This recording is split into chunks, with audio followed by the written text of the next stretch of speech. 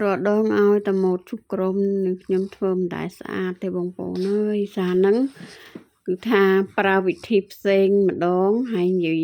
វាថាឈូសក្រុមគឺស្អាតលើកហ្នឹងហើយនេះជាពណ៌កញ្ចក់នេះខ្ញុំលាបជែលឆក់អីរួចរាល់អស់ហើយក៏ចាប់ផ្ដើមលាបជាមួយនឹងថប់ស្ងួតណាបងប្អូនព្រោះអីម៉ូតជុកក្រុមយើងត្រូវលាបថប់ស្ងួតដើម្បីកុំឲ្យវាបតិបតាហើយថប់ស្ងួតនេះវាអត់ជាប់អត់ជាមួយនឹងក្រុមដែលយើងឈូសទេលាបហើយយើងដាក់អាំងទៅបងប្អូនហើយនឹងខ្ញុំមានទឹកថ្នាំពណ៌ខ្មៅសម្រាប់គូកញ្ចក់ហ្នឹងនឹងខ្ញុំយកមកលាយជាមួយនឹងថប់រលោងឲ្យហើយហ្មងព្រោះអីឈូសក្រុមវាស្អិតជាប់ល្អជាមួយនឹងថប់រលោងបងប្អូនចឹងខ្ញុំយកមកលាយចូលគ្នាហើយយកមកយើងមិនបាច់ចាំលាបថប់រលោងពីលើថ្នាំខ្មៅដែលយើងគូសហើយនេះលាបរួចរាល់យើងដាក់អាំងសិនណាបងប្អូនខ្ញុំអាំង30វិនាទីទេហើយបន្ទាប់មកយើងយកក្រុមយើងមកឈូស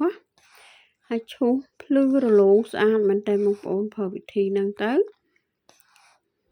ឈូសរៀងធ្ងន់ដៃតិចណាបងប្អូននេះស្រាលដៃពេកអត់ភ្លឺរលោងស្អាតទេឈូសតើតែសពកន្លែងថ្នាំខ្មៅដែលយើងគូមិញហ្នឹងសពល្អហើយចាំយើងយកប៉ងជក់មកបោះបងប្អូននេះខ្ញុំប្រើជក់បែបនេះសម្រាប់បោះហើយក៏យកប៉ងយើងជ្រលក់ជាមួយនឹងទឹកសម្រាប់ជូតកញ្ចក់បងប្អូនហើយយើងជូតផ្ដិតតិចឲ្យកន្លែងបតិបតានៃក្រោមហ្នឹងជ្រះស្អាតល្អទៅបងប្អូនតែប៉ុណ្ណឹងរួចរាល់ហើយយើងចាប់ផ្ដើមលាបទឹករលោងរបស់យើងមកព្រោះអីបើសិនជាយើងអត់លាបទឹករលោងទេវាក្រោមយើងអាចនឹងដាច់ពេលត្រូវយើងធ្វើការឬក៏ត្រូវទឹកត្រូវអីតែបងប្អូនលាបថប់រលោងហើយអាំងនិយាយថាជាប់បានយូរមែនតែន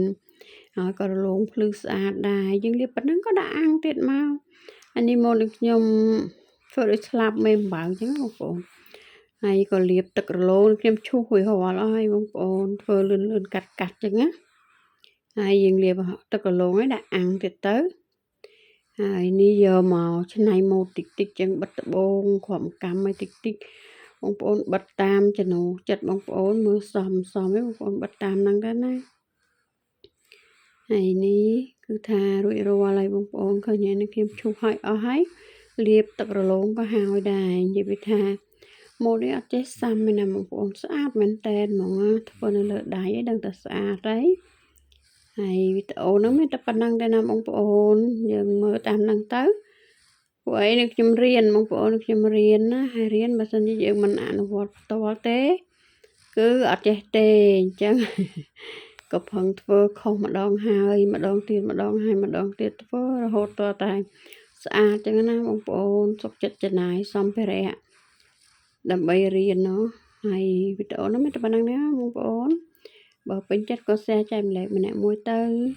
ដើម្បីទទួលបានវីដេអូថ្មីជាច្រើនទៀតខ្ញុំសូមអរគុណសូមជម្រាបលាជួបគ្នាវីដេអូក្រោយទៀតបាយបាយ